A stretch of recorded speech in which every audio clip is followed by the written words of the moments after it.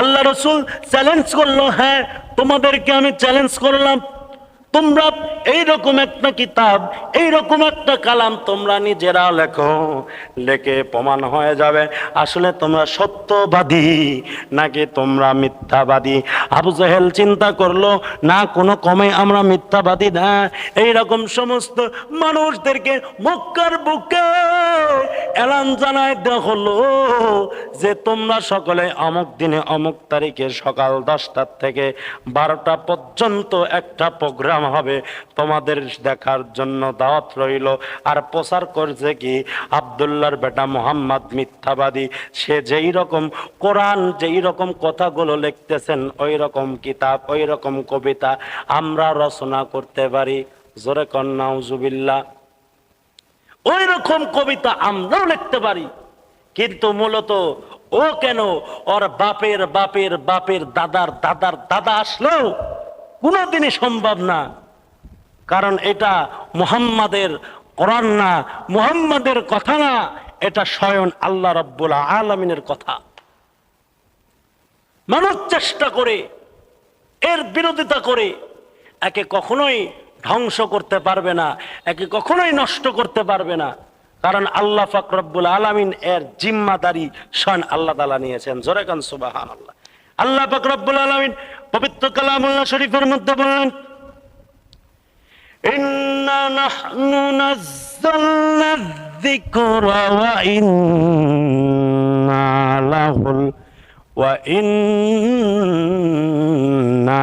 লাহুল হাফিজুন। আল্লাহ পাক রব্বুল আলামিন পবিত্র কালামুল্লাহ শরীফের মধ্যে স্পষ্ট ভাষায় জানায় দিলেন, আর দুনিয়ার জমিনের মানুষ শোনো, এই কোরআন আমি আল্লাহ তাআলা নাজিল করেছি, হেফাজতের জিম্মাদার আমি আল্লাহ পাক নিজে নিয়েছি। কারণ পৃথিবীর যত কিতাব আছে কেউ মুখস্থ করতে পারে না, সব কিতাব সব বই কারোর ক্ষমতা নয় মুখস্থ করার, কিন্তু পবিত্র কোরআনুল কারীম 30 পারা মুখস্থ করনেওয়ালা অনেক লক্ষ লক্ষ হাফেজ আমাদের বাংলাদেশে আছে। এটার দ্বারা প্রমাণ হলো রক্ষা যেহেতু আমার আল্লাহ তাআলাই করবেন, এটাই প্রমাণ। আবু জাহেল, উতবা, সাইবা সমস্ত ব্যক্তিগুলো একত্রিত হলো। বিশ্বনবী মুহাম্মদুর রাসূলুল্লাহ সাল্লাল্লাহু আলাইহি ওয়াসাল্লাম তিনি চললেন, 3জন কবিকে দাওয়াত করা হলো। দাওয়াত করার মধ্যে ফার্স্ট কোয়ালিটির কবি, সেকেন্ড কোয়ালিটির কবি আর থার্ড কোয়ালিটির কবি, 3 ধরনের কবিকে দাওয়াত করলো। দাওয়াত করার পর এই কবিগুলো তারা চলে আসলো। চলে আসার পর বিশ্বনবী মুহাম্মদুর রাসূলুল্লাহ সাল্লাল্লাহু আলাইহি ওয়াসাল্লাম নিজে স্টেজের উপর উঠলেন। স্টেজের উপর ওঠার পরে আল্লাহর রাসূল সাল্লাল্লাহু আলাইহি ওয়াসাল্লাম শুরু করে দিলেন। তিনি ব্ল্যাকবোর্ডের মধ্যে লিখলেন, কি লিখলেন?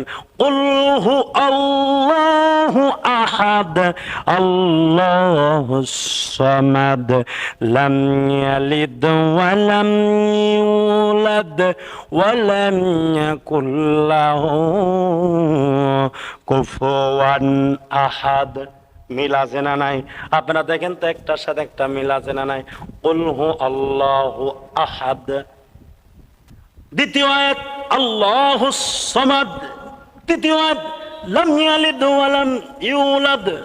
চতুর্থ আয়াত ওয়ালাম ইয়াকুল লাহু কুফুয়ান আহাদ।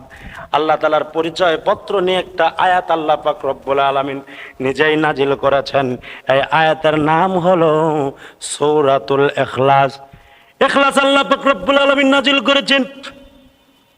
বেঈমান কাফের মুশরিক যারা ছিল তারা সকলেই পড়তো, কারণ মক্কার বুকে যত বেঈমান ছিল তারা সকলেই আরবি বুঝতো। তারা আরবির উপরে তারা জ্ঞান অর্জন করেছেন, কারণ তাদের ভাষা কিন্তু আরবি ছিল। আবু জাহেল পড়লো কুল হু আল্লাহু আহাদ আল্লাহুস সামাদ লাম ইয়ালিদ ওয়া লাম ইউলাদ ওয়া লাম ইয়াকুল লাহু কুফুয়ান আহাদ। আয়াতটা লিখে দিল, সব ব্যক্তিগুলো দেখলো।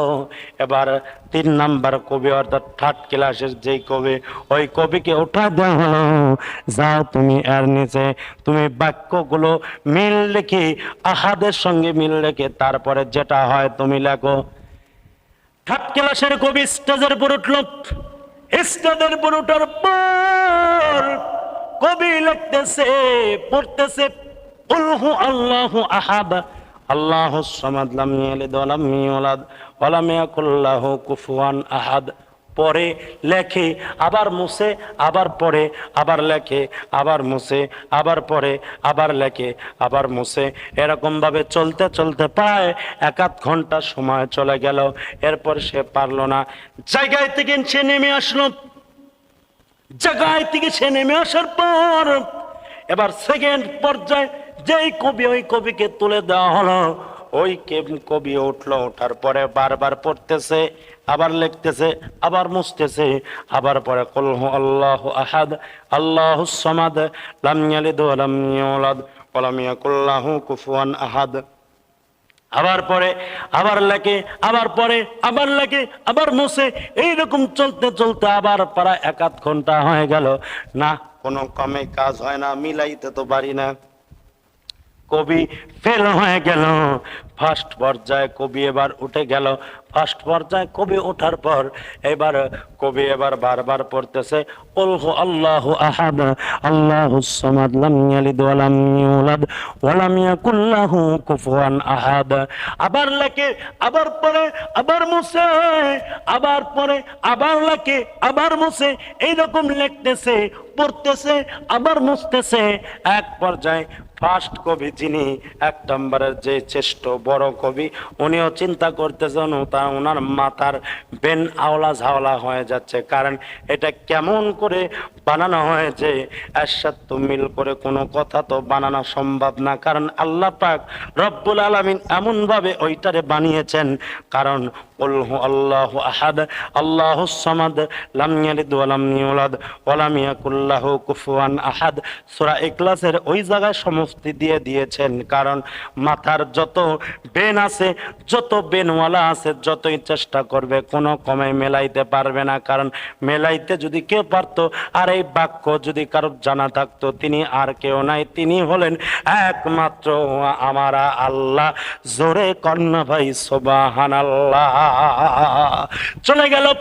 এইবার বড় কবিও ফেল, যা ভাব। বড় কবি পারলো না। বড় কবি না পারার পরেও বড় কবি শেষে নিজেও হার মানল। হার মানার পরে নিজ দিয়ে লিখে দিল লাইসা হাযা কালামিল বাশার। এটা দুনিয়ার জমিনে মানুষ শুনো, এইটা দুনিয়ার কোন মানুষের লেখা কোনো কবিতা না, লেখা কোনো কথা না। এটা মানুষের কোনো বানোয়াটি কোনো কবিতা না। এই কবিতা হলেন একমাত্র আল্লাহর। জোরে কন্যা ভাই সুবহানাল্লাহ। আলহামদুলিল্লাহি ওয়া কাফা ওয়াস সালামুন আলা والسلام على عباده الذين اصطفى أما بعد فأعوذ بالله من الشيطان الرجيم بسم الله الرحمن الرحيم ذلك الكتاب لا ريب فيه هدى للمتقين الذين يؤمنون بالغيب ويقيمون الصلاة ومما رزقناهم ينفقون. وقال تعالى كيف تكفرون بالله وكنتم أمواتا فأحياكم.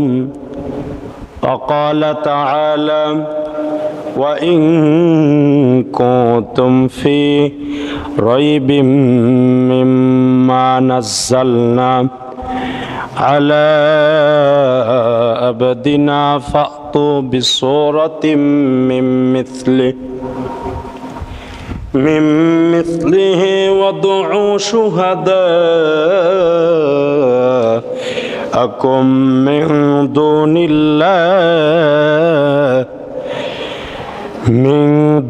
الله إن كنتم صادقين فإن لم تفعلوا ولن تفعلوا فاتقوا النار التي وقودها الناس والحجارة أعدت للكافرين. وقال رسول الله صلى الله عليه وسلم خيركم من تعلم القرآن وعلمه. وقال رسول الله صلى الله عليه وسلم طلب العلم فريضة على كل مسلم. صدق الله مولانا العظيم وصدق رسوله النبي الكريم ونحن على ذلك من الشاهدين والشاكرين.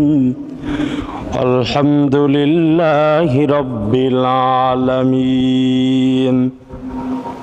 আলহামদুলিল্লাহ, আল্লাহ তাআলার দরবারে লাখো কোটি শুকরিয়া যে মহান রব্বুল আলামিন আমাদেরকে অতি দয়া করে মায়া করে জান্নাতের বাগানের মধ্যে আসার এবং বসার তৌফিক যে আল্লাহ সুবহানাহু ওয়া তাআলা আমাদেরকে দান করেছেন এবং ধৈর্য ধারণ করেছেন বেহেশতের বাগানের মধ্যে বসার, সকলে বলি আলহামদুলিল্লাহ। আজকে আপনাদের সামনে পবিত্র কোরআনুল কারীম থেকে সূরাতুল বাকারার 2 নম্বর আয়াত এবং সূরাতুল বাকারার আয়াত নিয়েছি 23 নম্বর, 24 নম্বর আয়াতে কারিমা আপনাদের সামনে পাঠ করেছি। ইনশাআল্লাহ আল্লাহ সুবহানাহু ওয়া তাআলা তৌফিক দান করলে এর ভেতর থেকে সংক্ষিপ্ত আকারে কিছু আলোচনা হবে ইনশাআল্লাহ। তো যে আয়াতগুলো নিয়েছি এই আয়াতগুলোর মধ্যে আল্লাহ তাআলা পবিত্র কোরআনুল কারীমের পরিচয় দিচ্ছেন। পবিত্র কোরআনুল কারীমের যেই পরিচয় জমিনের প্রত্যেকটা মানুষদের সামনে ওপেন করার জন্যই আল্লাহ পাক এই আয়াতগুলো নাজিল করেছেন। কোরআনুল কারীম যে একটা সত্য স্পষ্ট কিতাব, এর মধ্যে কোনো সন্দেহ নাই। আল্লাহ পাক রব্বুল আলামিন সেই দৃষ্টান্ত দিয়েই আয়াতগুলো আল্লাহ পাক রব্বুল আলামিন নাজিল করেছেন। আমরা পৃথিবীর মধ্যে বহু কিতাব, বহু বই আমরা পড়ি। কিতাবের মধ্যে, বইয়ের মধ্যে অনেক সময় যত বই আমরা পড়ি সমস্ত বইয়ের লেখকগুলো একইভাবে একই ধারাতেই বলতে থাকে যে ভাই, আমার কথার মধ্যে যদি কোনো ভুল হয়ে থাকে, যদি কোনো জ্ঞানী লোকের সামনে যদি ধরা পড়ে এবং আপনারা কেউ যদি এটা ধরতে পারেন, আপনারা অবশ্যই আমাদের সাথে যোগাযোগ করার চেষ্টা করবেন। পরবর্তীতে আপনাদের পরামর্শ অনুযায়ী আপনাদের ভুলটা দেখায় দেওয়ার কারণে আমরা পরবর্তীতে যেই কিতাবগুলো লেখা হবে এটা আমরা সুন্দরভাবে দেখে শুনে ভালোভাবে সঠিকটা লেখার চেষ্টা করব ইনশাআল্লাহ। পৃথিবীর বুকে সমস্ত বই, সমস্ত কিতাব একই কথা, কিন্তু আল্লাহ সুবহানাহু ওয়া তাআলার তরফ থেকে যেই কিতাবটা এসেছেন এই কিতাব ভুল হওয়া দূরের কথা, কোনো সন্দেহ পর্যন্ত নাই। আল্লাহ তাআলা এটাই চ্যালেঞ্জ করেছেন।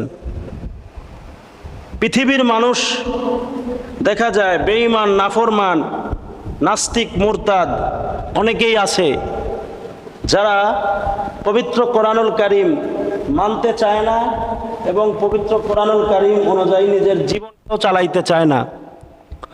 ওনারা বলে যে এইরকম কিতাব আমরাও লিখতে পারি, এরকম কবিতা আমরাও লিখতে পারি।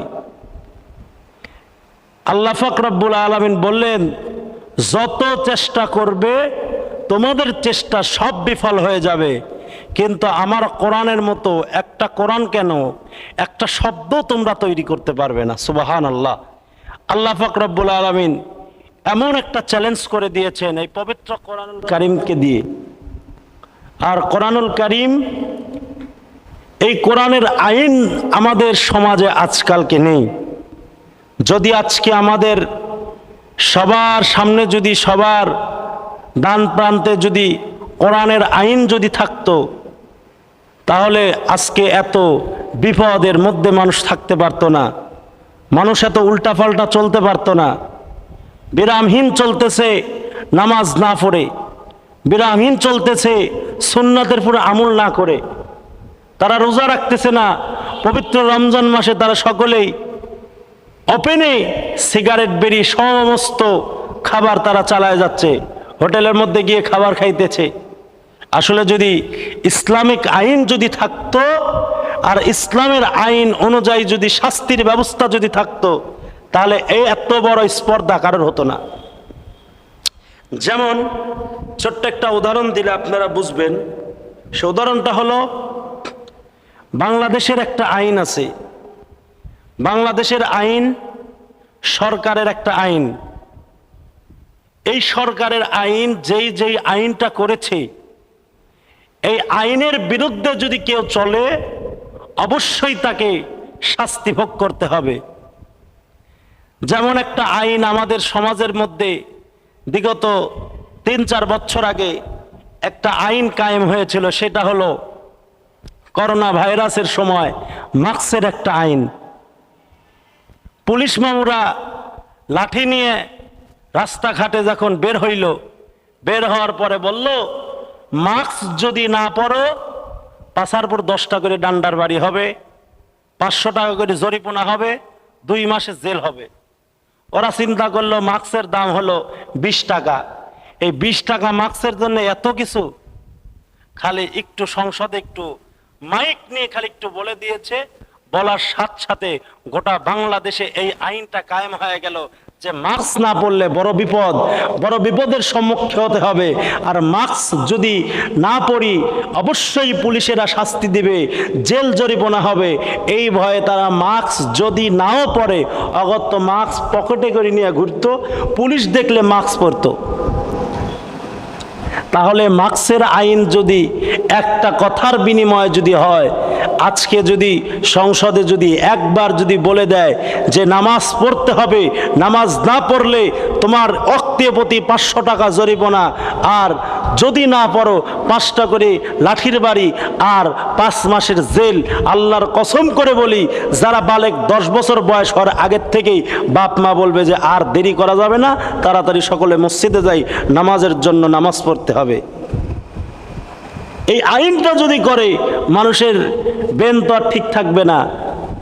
আসলে যারা নেতা, যারা দেশের লিডিং পোস্টিংয়ে আছে, তাদের জন্য এতটুক জুলুম করা, বা এটাকে জুলুম বলা যাবে না, এতটুক অধিকার খাটানো তারা তাদের জন্য জায়েজ, এবং তারা খাটাইতে পারবে, এটা অবশ্যই তারা পারবে। কারণ মনে রাখতে হবে, কিয়ামতের ময়দানে একটা গ্রামের মেম্বার আছে, মেম্বারকে সবাই ভোট দিয়ে তাকে মেম্বার বানিয়েছেন। আর এই মেম্বার যদি তারা সবাই মেম্বার বানানোর কারণে সে একটা ক্ষমতা পেয়েছে, ক্ষমতা পাওয়ার পরে সে আজকে সব কিছুর বিচার সালিসে তাকে প্রধান বানানো হয়েছে।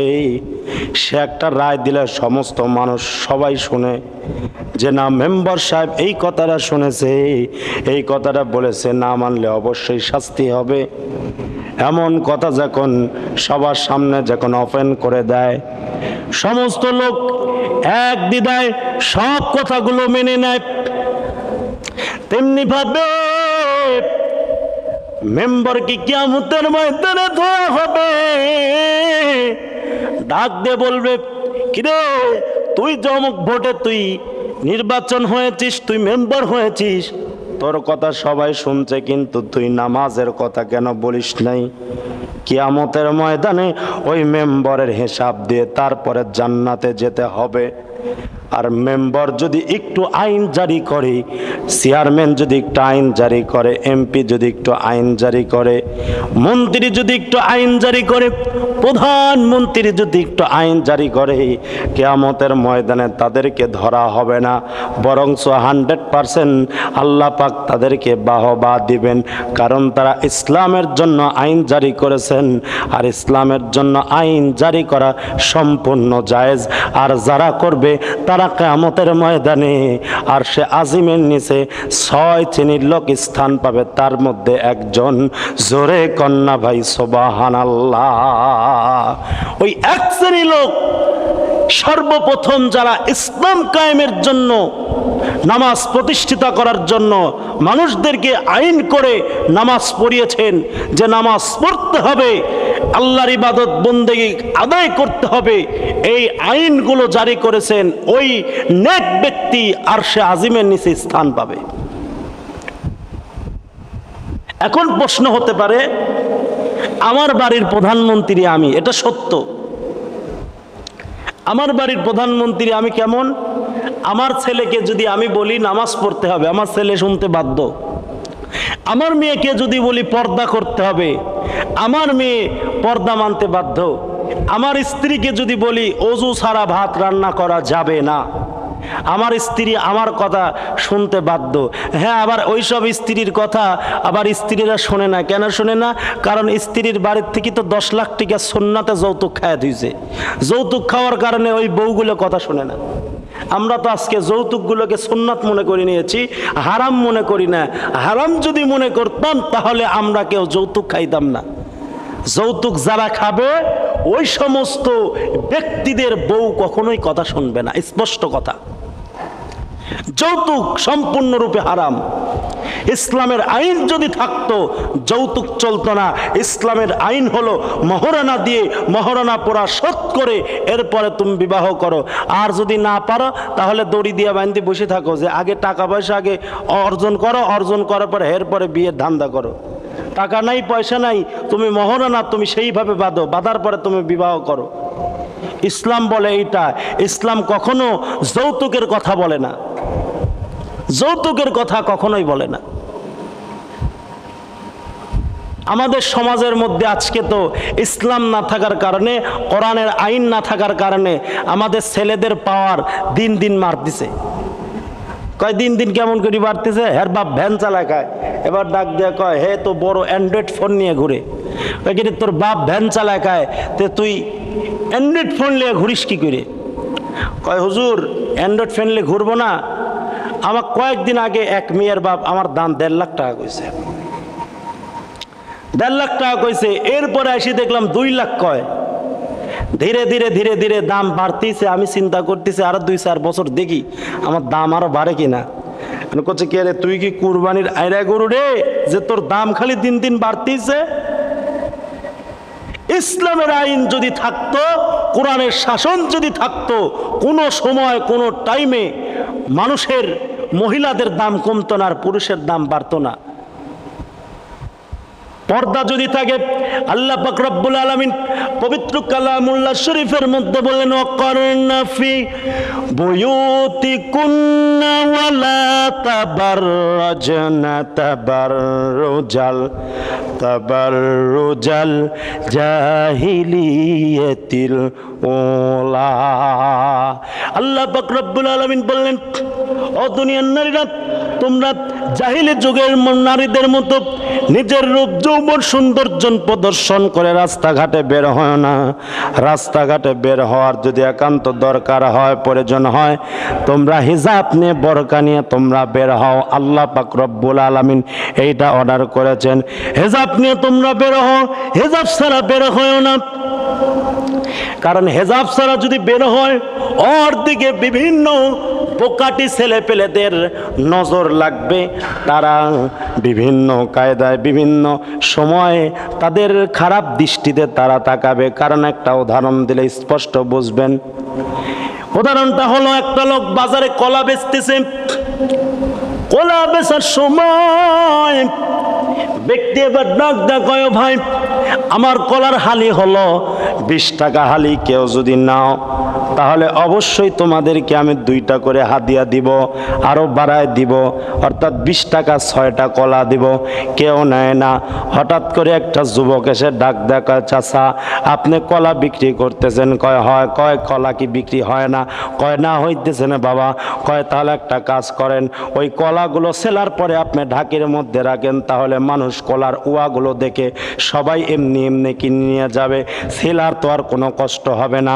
এরকম কথা যখন বলল, বলার সঙ্গে সঙ্গে চাচা চিন্তা করলো তাই তো, কথা তো সত্য। এবার সঙ্গে সঙ্গে কলার চোলাগুলো সব ছিলে ছিলে সব ঢাকির মধ্যে রেখে দেওয়া হলো।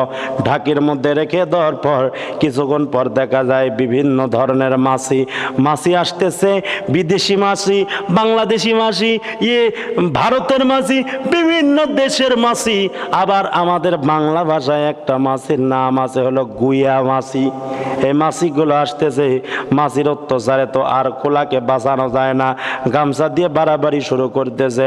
এবার মুরব্বী ডাক দেয়া বললেন, কিরে বাবা তুই এমন একটা বুদ্ধি দিয়া দিলে, আজকে তো কোলা তো ছিল না, কোলার মধ্যে যে সোজা ছিল তা তো সাবধানে সুন্দর ছিল, কিন্তু কোলাগুলো ছিলার পরে মাছির অত্যাচারে আমি তো আর কোনো কমই সহ্য করতে পারি না, মাছির থেকে কি করে বাঁচাই। কিছুক্ষণ পর যুবক এসে ডাক দেখে চাচা ওই মোড়ে দেখলাম কিছু পুলিশ আসছে যারা ভেজাল খাদ্য দিচ্ছে, তাদেরকে অবশ্যই ধরে ধরে নিয়ে যাচ্ছে, কি করা যায় তুমি তাড়াতাড়ি বাঁচো, কারণ তোমার এই কলাগুলো এখন ভেজাল হয়ে গেছে, মানুষের সামনে খাওয়াইলে অবশ্যই তোমাকে কিন্তু জেলে যেতে হবে, তোমাকে জরিমানা দিতে হবে। এবার ডাক দিয়ে বলল তাহলে কি করা যায়। এইবার ওই যুবক ডাক ডাকা চাচা আমি তোমাকে একটা বুদ্ধি দিই, তুমি সমস্ত লোকের কাছে বলো যে শোনো বাজারবাসী, শোনো দিয়ামন, আমি তোমাদের কাছে একটা এলান করতে চাই, আমার যে কলা দেখতে যাও কেউ যদি নাও তাহলে তোমাদের হালি প্রতি তোমাদের 1 হালি করে কলা দেওয়া হবে, কলার সাথে 20 টাকা ফ্রি। এমন এলানটা যখন হয়ে গেল সব লোক চিন্তা করলো যে কলা হয়তো গরু ছাগল দিয়ে খাওয়াবো, কিন্তু ফ্রি যে 20 টাকা পাবো, কলা শেষ হতে লাগে কতক্ষণ, তাড়াতাড়ি করে কলা শেষ হয়ে গেল, টাকাগুলো সে দিয়ে দিল, ওই টাকার জন্য সবাই কলা নিয়ে গেল। আমি বোঝানোর জন্য কথাগুলো বলতেছি, আজকালকে যে সমস্ত নারীগুলো পর্দা করবে না, বোরকা পরবে না, বোরকা না পরার কারণে বিবাহর সময় দেখা যাবে ওই সমস্ত নারীগুলোকে এবার বাপ মা সকলে একত্রিত হয়ে, গণ্যমান্য ব্যক্তিগুলো একত্রিত হয়ে বলবে যে অবশ্যই অবশ্যই আপনার মেয়েকে বিবাহ করানো হবে, আমার ছেলে আপনার মেয়েকে বিবাহ করবে। আপনার মেয়েকে বিবাহ করানোর কারণে কি দিবেন? কয় 5 লাখ টাকা দিবেন না 10 লাখ টাকা দিবেন না অ্যাপাচি গাড়ি দিবেন, কি দিবেন? এইবার সঙ্গে সঙ্গে মেয়ের বাপ নিরুপায় হয়ে তাকে একটা দিয়ে মেয়ের সঙ্গে বিবাহ হয়ে যায়।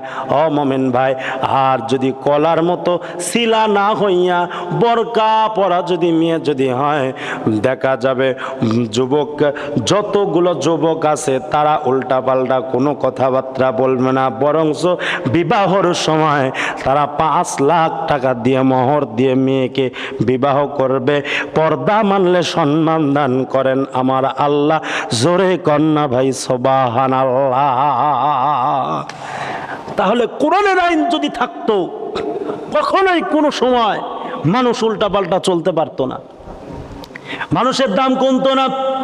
ইসলাম কিন্তু দাম বাড়াই দিয়েছেন। যেটা বলতেছিলাম আপনাদের সামনে, দেশের কথা বলি, এই দেশ যদি আজকে সঠিক যদি করতে চাই তাহলে কোরআনের আইন ছাড়া বিকল্প কোনো রাস্তা নাই। কোরআন কি বুঝানোর জন্য বলতেছিলাম, আল্লাহ পাক রব্বুল আলামিন পবিত্র কালামুল্লাহ শরীফের মধ্যে স্পষ্ট ভাষায় জানায় দিলেন, যালিকাল কিতাবু লা রাইবা ফীহি হুদাল্লিল মুত্তাকিন।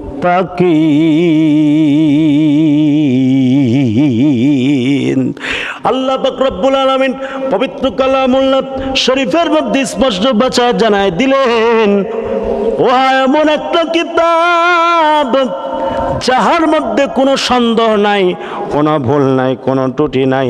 আল্লাহ পাক রব্বুল আলামিন নির্ভেজাল একটা কিতাব বান্দাদের জন্য দান করেছেন, হুদাল লিল মুত্তাকিন, মুত্তাকিনদের জন্য একটা পথ প্রদর্শক বলা হয়। ও মুমিন ভাই, আল্লাহ পাক রব্বুল আলামিন কোরআন এমনভাবে সৃষ্টি করেছেন, কেউ কোরআনের ভুল বের করতে পারে নাই।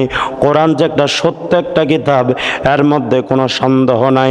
কোরআনুল কারীম যে একটা সুন্দর কিতাব, এর মধ্যে কোনো ভুল নাই, কোনো সংশয় নাই। কারণ কোরআন আল্লাহ পাক রব্বুল আলামিন নাজিল করেছেন বিশ্বনবী মুহাম্মদুর রাসূলুল্লাহ সাল্লাল্লাহু আলাইহি ওয়াসাল্লামের ওপর কোরআন নাজিল করেছেন। আজকে আমাদের সমাজের মধ্যে দেখা যায় অনেকে কোরআন পড়তে চায় না, কোরআন শিখতে চায় না। এমন লোক আছে না নাই? বহু আছে। কোরআন শিখতে গেলে ইমাম সাহেব কোরআন শেখায়, এমন সময় দেখা যায় সারা মাস ভরে কোরআন শেখাচ্ছে, কিন্তু কোনো খবর নাই, কোনো খেয়াল নাই। মাসের বেতন 200 টাকা দিতে হবে, এই বেতন দিতে গিয়ে অনেকের কয় পড়া লাগবে না, যাও 3 মাস পড়ার পরে যখন হুজুর যখন কিছু টাকা চায়, এই টাকার জন্য কয় আর পড়ার দরকার নাই, যাও পড়ার আর প্রয়োজন নাই। আর বাংলা যেটা মিথ্যা একটা পড়া আমাদের সমাজের মধ্যে আছে, আগডুম বাগডুম ঘোড়াডুম সাজে, ঢাক ঢোলুক ঝাঁঝর বাজে। আবার কি কয়, বাঁচতে বাঁচতে গেল ঢুলি, ঢুলি গেল কমলা ফুলি, কমলা ফুলির টিয়েটা, তারপরে কি কয় যেন শুভম আমার বিয়েটা না কি যেন একটা কয়। এই সমস্ত শিক্ষা। হাট্টিমা টিম টিম, তারা মাঠে বাড়ে ডিম, তাদের খারো দুটো শিং, তারা হাট্টিমা টিম টিম। এই পড়া পড়তেছে। এই পড়ার জন্য আজকে সাবজেক্ট প্রতি 1000 টাকা করে দেয়, সাবজেক্ট প্রতি 1200 টাকা দেয়, সাবজেক্ট প্রতি 1500 টাকা দেয়। কোরআন শরীফ একই ছেলেকে পড়ায়, কোনো খবর নেই। আসলে বয়ান করতে লাগলে দেখেন অনেক কথা মনে পড়ে, না বললেও ফিনিশিং হয় না। একই লোকের একটা ছেলে, হ্যাঁ বাংলায় দেয় 1000, অঙ্ক দেয় 1200, ইংলিশ পড়ে 1500 টাকা মাস দেয়, একটা সাবজেক্ট পড়ে 1500 টাকা মাস দেয়, ইংলিশ পড়ে। এই 1500 টাকা মাস দিচ্ছে। প্রাইভেট মাস্টারেরা বড় বিল্ডিং করবি না, করবে কি? প্রাইভেট মাস্টারেরা 1500 টাকা মাস বেতন পায় একটা ছাত্রর কাছ থেকে। তাহলে 10টা ছাত্র যদি পড়ে, বা 20টা অথবা 30টা ছাত্র যদি পড়ে, তাহলে ইনকাম কত দেখেন। 1500 দিয়ে যদি আপনি গুণ করেন 30 জন, 30 জন আপনি গুণ করলে 45,000 টাকা। আবার স্কুল থেকে বাচ্চে 30,000 টাকা, তাহলে 70-75,000 টাকা। হেরা বিল্ডিং করবে না কি করবে? আবার আইন হলো, আমার স্কুলে পড়ো, আমার স্কুলে পড়ার পরে যদি আমার কাছে প্রাইভেট না পড়ি, যদি অন্য কারো কাছে প্রাইভেট পড়ো, তাহলে পরীক্ষা পাস ছুটায় দিব। সব জায়গায় ভেজাল হয়ে গেছে। তো ওই একই ছেলে মসজিদের ইমাম, 3 মাস ধরে কোরআন শরীফ পড়ায়, কোনো খবর নেই। কোরআন কিন্তু চেষ্টা একটা কিতাব। হাদিস শরীফের মধ্যে এসেছেন, খায়রুকুম মান তাআল্লামাল কুরআনা ওয়া আল্লামা। ওই ব্যক্তি শ্রেষ্ঠ যেই ব্যক্তি কোরআন শিখে এবং অপরকে শিখায়। ছোট্ট একটা কথা বুঝবেন, ভালো জিনিসের দাম বেশি না? অবশ্যই কিন্তু ভালো জিনিসের দাম বেশি। রমজান মাসে ভালো খেজুর যদি কিনতে চান 1200 টাকা থেকে 1500 টাকা কেজি নেয়, আর নর্মালগুলো 200-250 টাকা কেজি হলেই পাওয়া যায়।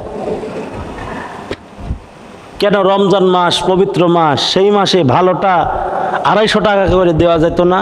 কেন দেয় না? কারণ ভালো জিনিসের কদর বেশি। তাহলে সব জায়গায় ভালো জিনিসের কদর বেশি। কোরআন হলেন সবচাইতে শ্রেষ্ঠ একটা কিতাব। এই কিতাবের ভালো গেল কই? কোন জায়গায় গেল? এটা তো খুঁজে পায় না। মুসলমান ভাইরা আমার, ছেলেকে 3 মাস ধরে কোরআন শরীফ পড়ায়, কোনো খোঁজ নাই, কোনো খবর নাই। এবার 3 মাস পর যখন কোরআন শিখা হয়ে গেছে, কোরআন যখন শিখতে পারছে, কোরআন শিখার পরে সন্তান এবার এসে বাবাকে ডাক দেখা, বাবা আমি কিন্তু নিজে নিজেই কোরআন পড়তে পারি। বাবা চিন্তা করলো হুজুর তো এখন বিদায় করা দরকার। হুজুরের দরবারে 3 মাস পরে সে সালাম দিচ্ছেন, লম্বা সালাম। হুজুর চিন্তা করে ভাবতো খারাপ, এত বড় লম্বা সালাম দিল কেন, কারণ তো বুঝতে পারলাম না। হুজুরকে সালাম দেওয়ার পরে হুজুর সালামের উত্তর দিল। সালামের উত্তর দেওয়ার পরে ডাক দেখে, ভাই কি হয়েছে? ডাক দেখে, হুজুর কত কষ্ট করে আমার সন্তানকে আপনি কোরআন শিখাইছেন, কিন্তু হুজুর আমি শুনেছি আল্লাহর কোরআন শিক্ষা দিয়ে হাদিয়া নেওয়া জায়েজ নাই, হাদিয়া নেওয়া জায়েজ নাই। ও চিন্তা করলো, হায় হায় এ হুজুর মারা ফতোয়া রেখে শিখাই লিখলে হলো হুজুর মারা ফতোয়া। কয় হাদিয়া নেওয়া জায়েজ নাই, যখন 1500 টাকা মাস দেয় ওখানে ফতোয়া নাই, 1000 দেয় 1200 দেয় ওখানে ফতোয়া নাই, কিন্তু আল্লাহর কোরআন শিক্ষা দিয়ে হাদিয়া নেওয়া জায়েজ নাই। যত ফতোয়া সব হলো কোরআনের উপর, ইসলামিক আইন, কোরআনের আইন যদি থাকতো এসব ফতোয়া সব কিছু দূর হয়ে যেত। কারণ কোরআন শ্রেষ্ঠ কিতাব, সবার উপরে থাকা লাগতো। শিক্ষা যদি করতো শিক্ষার দাম সর্বোচ্চ দেওয়া লাগতো। কথা কন ঠিক কিনা? এজন্য মুসলমান ভাইরা আমার, স্পষ্ট কথা, পবিত্র কোরআনুল কারীম পর আল্লাহ পাক রব্বুল আলামিন বলেন এটা শ্রেষ্ঠ কিতাব। অনেকেই মানতে চায় না। রব্বুল আলামিন পবিত্র কালামুল্লাহ শরীফের মধ্যে বললেন, ওয়া ইন কুনতুম ফি রাইবিম মিম্মা নাযালনা আলা আবদিনা ফাআতু বিসূরাতিম মিন মিথলি فأتوا بصورة من مثله وادعوا شهداءكم من دون الله إن كنتم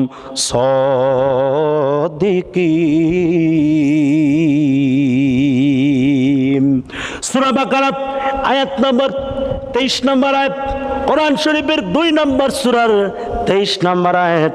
আল্লাহ পাক রব্বুল আলামিন বললেন, ততবার যদি তোমাদের এই কোরআন আমার কিতাবের উপর যদি কোনো সন্দেহ থাকে, তোমাদের যদি কোনো খারাপ মনে হয় এবং ভুল মনে হয়, তাহলে তোমরা এর প্রতি একটা আমার মতো একটা কোরআন তোমরা অবতীর্ণ করো। যদি তা না পারো তাহলে এর মধ্যে একটা সূরা তোমরা রচনা করে দেখাও। তাও যদি তোমরা যদি না পারো তোমরা, তাহলে এর মধ্যে একটা আয়াত তোমরা রচনা করে দেখাও।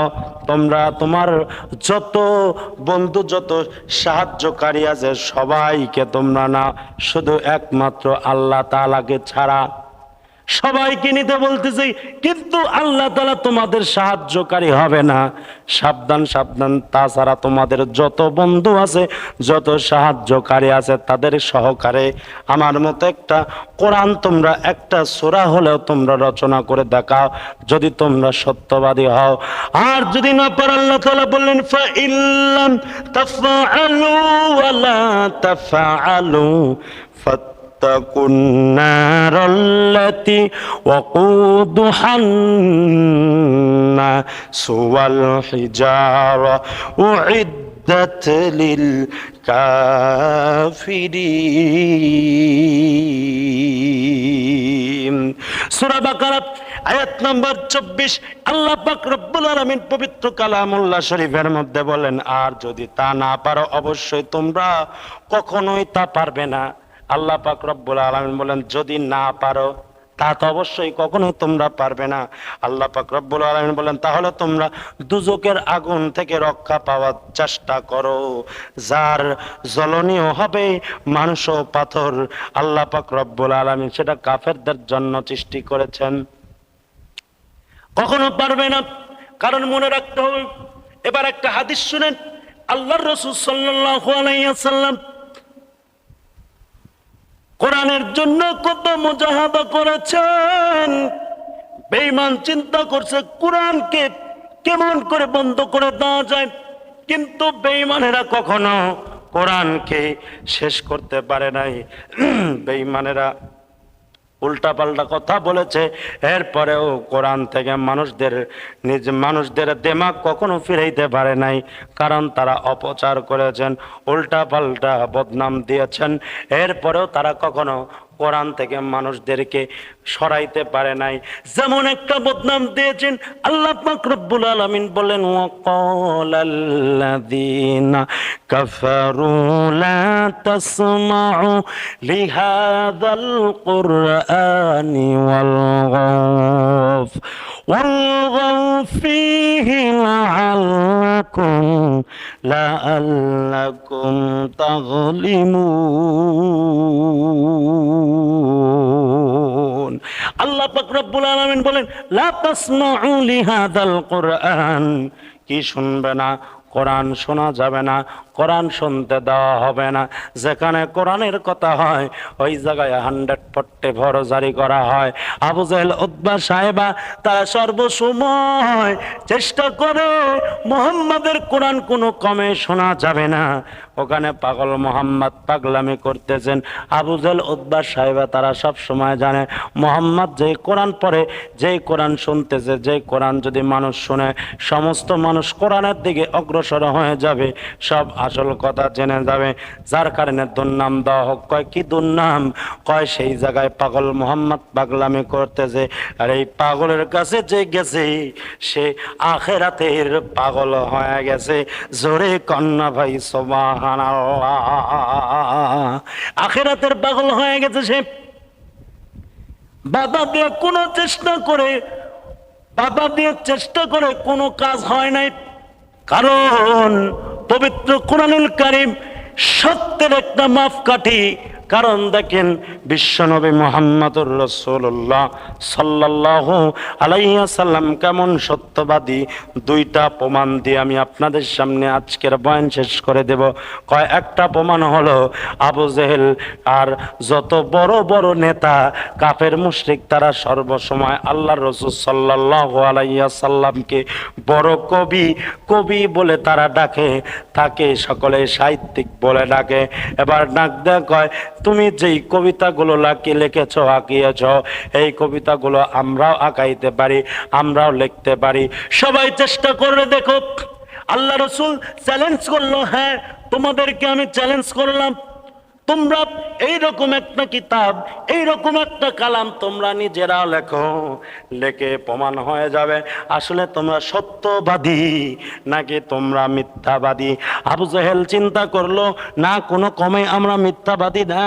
এইরকম সমস্ত মানুষদেরকে মক্কার বুকে এলান জানায় দেওয়া হলো যে তোমরা সকলে অমুক দিনে অমুক তারিখে সকাল 10টা থেকে 12টা পর্যন্ত একটা প্রোগ্রাম হবে, তোমাদের দেখার জন্য দাওয়াত রইল। আর প্রচার করছে কি আব্দুল্লাহর বেটা মুহাম্মদ মিথ্যাবাদী। সে যেই রকম কোরআন, যেই রকম কথাগুলো লিখতেছেন, ওই রকম কিতাব, ওই রকম কবিতা আমরা রচনা করতে পারি। জোরে কর নাউজুবিল্লাহ। ওই রকম কবিতা আমরাও লিখতে পারি, কিন্তু মূলত ও কেন ওর বাপের বাপের বাপের দাদার দাদার দাদা আসলেও কোনোদিনই সম্ভব না। কারণ এটা মুহাম্মাদের কোরআন না, মুহাম্মাদের কথা না, এটা স্বয়ং আল্লাহ রাব্বুল আলামিনের কথা। মানুষ চেষ্টা করে, এর বিরোধিতা করে একে কখনোই ধ্বংস করতে পারবে না, একে কখনোই নষ্ট করতে পারবে না। কারণ আল্লাহ পাক রব্বুল আলামিন এর জিম্মাদারি স্বয়ং আল্লাহ তাআলা নিয়েছেন। জোরে কান সুবহানাল্লাহ। আল্লাহ পাক রব্বুল আলামিন পবিত্র কালামুল্লাহ শরীফের মধ্যে বলেন, ইন্না নাহনু নাযালনা যিকরা ওয়া ইন্না লাহুল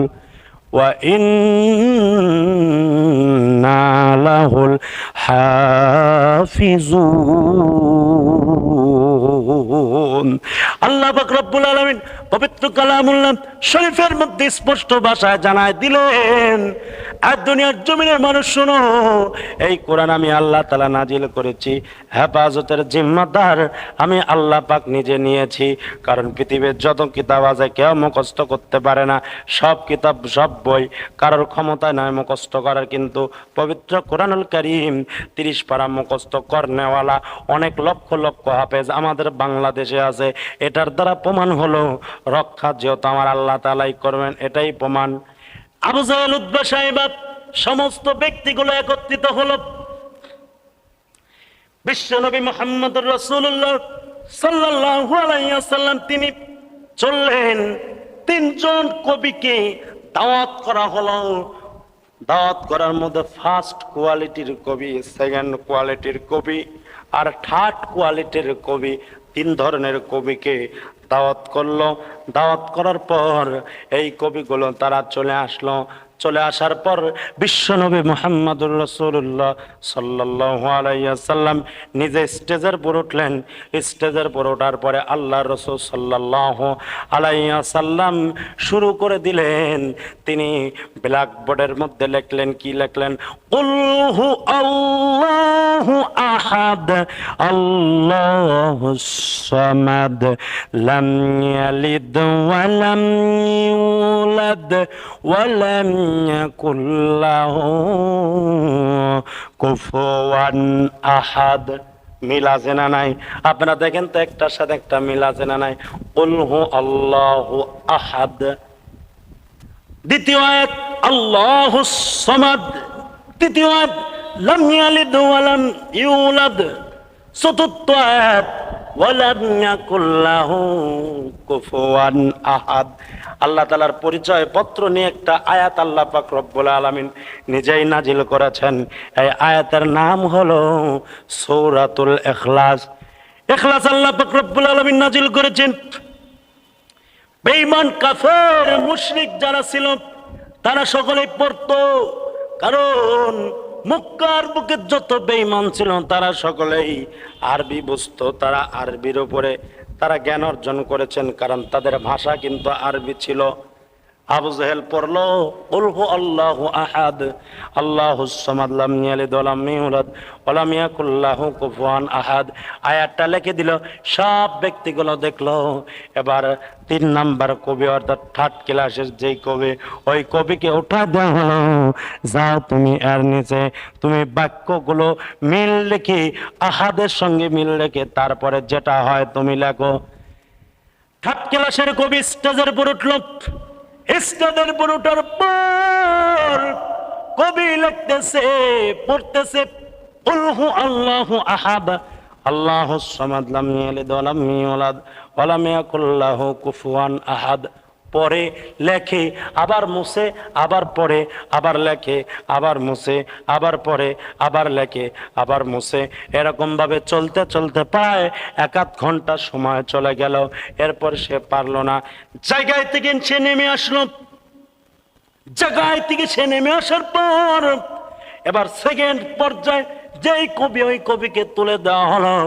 ওই কবি উঠলো, ওঠার পরে বারবার পড়তেছে, আবার লিখতেছে, আবার মুছতেছে, আবার পরে কুল হু আল্লাহু আহাদ আল্লাহুস সামাদ লাম ইয়ালিদ ওয়া লাম ইউলাদ ওয়া লাম ইয়াকুল লাহু কুফুয়ান আহাদ। আবার পরে আবার লেখে, আবার পরে আবার লেখে, আবার মুছে। এইরকম চলতে চলতে আবার প্রায় 1/2 ঘন্টা হয়ে গেল। না, কোনো কমে কাজ হয় না, মিলাইতে তো পারি না। কবি ফেল হয়ে গেল। ফার্স্ট পর্যায়ে কবি এবার উঠে গেল। ফার্স্ট পর্যায়ে কবি ওঠার পর এবার কবি এবার বারবার পড়তেছে কুল হু আল্লাহু আহাদ আল্লাহুস সামাদ লাম ইয়ালিদ ওয়া লাম ইউলাদ ওয়া লাম ইয়াকুল লাহু কুফুয়ান আহাদ। আবার লেখে, আবার পড়ে, আবার মুছে, আবার পড়ে, আবার লেখে, আবার মুছে। এইরকম লিখতেছে, পড়তেছে, আবার মুছতেছে।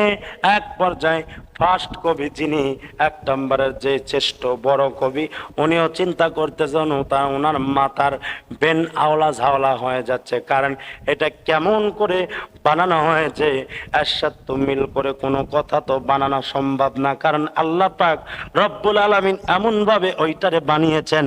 কারণ কুলহু আল্লাহু আহাদ আল্লাহুস সামাদ লাম ইয়ালিদ ওয়া লাম ইউলাদ ওয়া লাম ইয়াকুল লাহু কুফুয়ান আহাদ, সূরা ইখলাসের ওই জায়গায় সমষ্টি দিয়ে দিয়েছেন। কারণ মাথার যত বেন আছে, যত বেনওয়ালা আছে, যতই চেষ্টা করবে কোনো কমে মেলাইতে পারবে না। কারণ মেলাইতে যদি কেউ পারতো, আর এই বাক্য যদি কারোর জানা থাকতো, তিনি আর কেউ নাই, তিনি হলেন একমাত্র আমারা আল্লাহ। জোরে কন্যা ভাই সুবহানাল্লাহ। চলে গেল। এইবার বড় কবিও ফেল যা ভাব, বড় কবি পারলো না। বড় কবি না পারার পরেও বড় কবি শেষে নিজেও হার মানল। হার মানার পরে নিজ দিয়ে লিখে দিল, লাইসা হাযা কালামিল বাশার। এটা দুনিয়ার জমিনে মানুষ শুনো, এইটা দুনিয়ার কোনো মানুষের লেখা কোনো কবিতা না, লেখা কোনো কথা না, এটা মানুষের কোনো বানোয়াটি কোনো কবিতা না। এই কবিতা হলেন একমাত্র আল্লাহর। জোরে কন্যা ভাই সুবহানাল্লাহ। যত চেষ্টা করেছেন কেউ কিন্তু কোরআনের বিরোধিতা করতে পারে নাই। কারণ আল্লাহ পাক রব্বুল আলামিন বিজয় দিয়েছেন। যেমন একটা উদাহরণ, আর একটা ঘটনা পড়লাম, এই বাংলাদেশের কথাই বলি, এই আমাদের দেশের কথা বলি। একটা কনফারেন্স হয়েছিল ব্রিটিশ আমলে, ব্রিটিশের একটা কনফারেন্স করছিল, কয় সব জাতির লোক কথা বলার চান্স পাবে। কয় হিন্দু, বুদ্ধ, খ্রিস্টান, ইহুদি, নাসারা যত ধরনের আছে সবাইকে কথা বলার সুযোগ দেওয়া হবে, মুসলমানদেরকে সুযোগ দেওয়া হবে। কিন্তু প্রথমে তো মুসলমানদেরকে সুযোগ দিবেই না। আবার চিন্তা করলো সব জাতিকে যেহেতু সময় দেওয়া হচ্ছে, কিন্তু মুসলমানদেরকে যদি সময় যদি না দেওয়া হয়, তাহলে মুসলমানেরা তো বেড়া কষ্ট পাবে। আর শুধু কষ্ট পাবে না, সবার সামনে এটা আমরা একটা দুর্নামের শিকার হয়ে যাব। কারণ সবাই বলবে সব জাতিকে কথা বলার সুযোগ দিয়েছে, কিন্তু মুসলমানদেরকে সুযোগ দেয় নাই। আমরা একটা দুর্নামের ভাগী হব। তাই মুসলমানদেরকে সুযোগ দেওয়া হবে। অল্প স্বল্প তারা পরামর্শ করে বলল 5 মিনিট। কয় মিনিট ভাই? 5 মিনিট সময় দেওয়া হবে। আর 5 মিনিটের ওপর মুসলমানদেরকে সময় দেওয়া হবে না। এবার যুবক কোয়ালিটি যারা আলেম ছিল সকলেই রাগ হয়ে গেল। তারা বলল না না না, 5 মিনিট কি কথা বলবো? কারণ 5 মিনিট কিছুই বলতে পারবো না। 5 মিনিট কি কথা বলবো? আমরা কথাই বলবো না। রাগারাগি করে যখন চলে আসতেছেন, হঠাৎ করে পিছন থেকে একটা মুরব্বী আলেম ডাক কয়, ও ভাই তোমরা স্টপ হয়ে যাও, খাড়াও। কারণ সময় 5 মিনিট দিয়েছে, এতে রাগ করো কেন? সময় 5 মিনিট হলে বরকত দিবেন হলেন আমার আল্লাহ। সুবহানাল্লাহ, জোরে কন।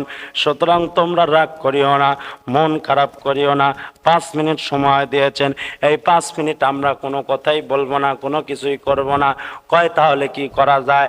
পরামর্শ করলো 5 মিনিটের মধ্যে আমরা ব্রিটিশের বুকের উপর দাঁড়ায়া পবিত্র কোরআন থেকে আল্লাহর কোরআনের তেলাওয়াত করব। জোরে কন্যা ভাই সুবহানাল্লাহ। পবিত্র কোরআনের তেলাওয়াত করা হবে। সকলে সিদ্ধান্ত নিল, তাহলে এই কোরআনের আয়াত কে তেলাওয়াত করবে? সঙ্গে সঙ্গে সমস্ত ব্যক্তিগুলো পরামর্শ করার পরে এবার ডাক দেখায় মিশরের জমিনের মিশরের সন্তান কারি আব্দুল বাসেদ, তিনি আল্লাহর কোরআন থেকে তেলাওয়াত করবে। এবার তার কাছে চিঠির পত্র পাঠায় দেওয়া হলো। কারণ চিঠির মাধ্যমে যে করে হোক তাকে দাওয়াত পাঠায় দেওয়া হলো, তার কাছে পৌঁছায় গেল। এবার ডাক দিয়ে বললেন আল্লাহর কোরআনের তেলাওয়াত করতে হবে ব্রিটিশের বুকের উপর দাঁড়ায়া, কারণ সময় দিয়েছেন 5 মিনিট। এবার কারি আব্দুল বাসের ডাক দিয়ে কয়, কোনো সমস্যা নাই হুজুর, 5 মিনিট দিয়েছে, 5 মিনিটই যথেষ্ট। এইবার যেদিন মিটিং, সমস্ত ব্যক্তিগুলো কথা বলতেছেন, কথা বলতে বলতে বলতে বলতে বলতে বলতে যতগুলো লোক আছে আর যতগুলো লোক আছে সবার চাইতে একবার নিম্ন পর্যায়ে, আমাদের নাম একবারে শেষের দিকে রেখেছেন, কথা বলবো একবারে শেষের দিকে। এই রকম ভাবে প্ল্যান প্রোগ্রাম যখন হয়ে গেল, প্ল্যান প্রোগ্রাম হয়ে যাওয়ার পর মুসলমানদের যখন ডাক পড়লো, মুসলমানদের ডাক পড়ার পর মুসলমান রেডি হয়ে গেল। মুসলমান রেডি হয়ে যাওয়ার পর আব্দুল বাসেত সাহেবকে স্টেজের উপর উঠে দিল। স্টেজের পরে আলখেল্লা লাগায়া স্টেজের পর যখন উঠে বসে পড়লো, বসে পড়ার পর তার তো ভাব ভুব নিয়ে সব যখন রেডিমেডি হয়ে গেল, রেডি হয়ে যাওয়ার পর এবার বসে এবার লম্বা শ্বাস নিয়ে কোরআনের তেলাওয়াত যখন করবে, এদিকে বসার পরে যারা মাইকওয়ালা সমস্ত ব্যক্তি ডাক দেখায়, হুজুর সাবধান 5 মিনিট, 5 মিনিটের উপর কোনো কথা বলা যাবে না, কারণ 5 মিনিটের উপর যদি কথা বলেন মাইক কিন্তু অটোমেটিক ভাবে অফ হয়ে যাবে। এইরকম যখন রেডিমেডি হয়ে গেলেন, হইতে হইতে 4 মিনিট শেষ হয়ে গেল। 4 মিনিট শেষ হয়ে যাওয়ার পরে এবার 5 মিনিটের মাথায় যখন সে টান শুরু করে দিল, সূরা আর রহমান তেলাওয়াত করলো, কানে হাত দিয়ে আর রহমান তেলাওয়াত করতেছে। সমস্ত মানুষগুলো তেলাওয়াত শুনতে শুনতে বেকার পাগল হয়ে গেল। এইরকম ভাবে তেলাওয়াত শুনতে শুনতে শুনতে শুনতে তারা সকলে চিন্তা ভাবনা করলো, কি ব্যাপার, এটা কিসের তেলাওয়াত, এটা কেমন তেলাওয়াত, এত সুন্দর লাগে কেন? 5 মিনিট সময় দিয়েছে, আধা ঘন্টা হয়ে যায়, কোনো খেয়াল নাই। সবাই যেন কোরআনের মধ্যে হারায় গেছে। জোরে কন্যা ভাই সুবহানাল্লাহ। সবাই কিন্তু কোরআনের মধ্যে হারায় গেছে। এবার হঠাৎ করে যিনি ওই জায়গার সভাপতি ফট করে দাঁড়ায়, এই সময় শেষ, সময় শেষ, সময় 5 মিনিট বলতেছিলাম, এ তো দেখতে যে আধা ঘন্টা বার হয়ে গেছে। আধা ঘন্টা পার হয়ে গেছে, যেই মুহূর্তে বন্ধ করবে সব জনগণ পাগল হয়ে গেল। ডাক ডাকায় সভাপতি, খবরদার মাইক যেন অফ না হয়, মাইক যদি অফ হয় তাহলে তোমার সভাপতিগিরি ছোটায় দিব, সাবধান। জনগণের হই উল্লাহ দেখে সভাপতি স্টপ হয়ে গেল। সব জনগণ ডাক দেখায়, হুজুর সারায় যান আপনার কোরআন তেলাওয়াত শুনতে ভালো লাগতেছে। মুরব্বী আলেম সব আলেমদেরকে ডাক দেখায়, দেখ 5 মিনিট সময় দিয়েছিল, 5 মিনিটকে বরকত আল্লাহ কেমন করে দেয় তোমরা দেখো। এবার কারি আব্দুল বাসেত একা দাঁড়ছে 1-1.5 ঘন্টা কোরআন তেলাওয়াত করতেছেন। করতে করতে করতে করতে সূরা আর রহমান যখন শেষ হয়ে গেল, শেষ হয়ে যাওয়ার পর সব লোক ওই জায়গায়, একজন নয়, 2 জন নয়, কোরআন তেলাওয়াত শোনার সঙ্গে সঙ্গে সব লোক ডাক দেখায় কোরআনের তেলাওয়াতের। তার তেলাওয়াত যদি এত মধু হয় তাহলে তার উপর আমল করায় না কত শান্তি, কত ভালো, কত মজা। সুতরাং আমরা আর কুফুরির হালতে থাকবো না। ওই ব্রিটিশ কনফারেন্সের মধ্যে 1 জন নয়, 2 জন নয়, 10,000 বেদিন কালেমা পড়ে মুসলমান হয়ে গেল। জোরে কন্যা ভাই সুবহানাল্লাহ। তারা বেঈমান হয়, কোরআন চিনল, আর আমরা মুসলমান হয়, আমরা কোরআন চিনলাম না। আমাদের চাইতে কপাল পরা আসমানের নিচে জমিনের উপরে আর একটাও নাই, কথা কন ঠিক কিনা? সুতরাং কোরআন শেখা দরকার আছে না নাই? আল্লাহ রাসূল বলেছেন, খায়রুকুম মান তাআল্লামাল কুরআনা ওয়া আল্লামা। আল্লাহ রাসূল বলেছেন, যেই ব্যক্তি কোরআন শিক্ষা করবে এবং অপরকে শিক্ষা দেয়, ওই ব্যক্তি শ্রেষ্ঠ। আল্লাহ পাক রব্বুল আলামিন আমাদের সকলকে বুঝার, আমল করার তৌফিক দান করুন। সকলে বলি আমিন। ওয়া মা আলাইনা ইল্লাল বালাগ। আসসালামু আলাইকুম ওয়া রাহমাতুল্লাহি ওয়া বারাকাতুহু।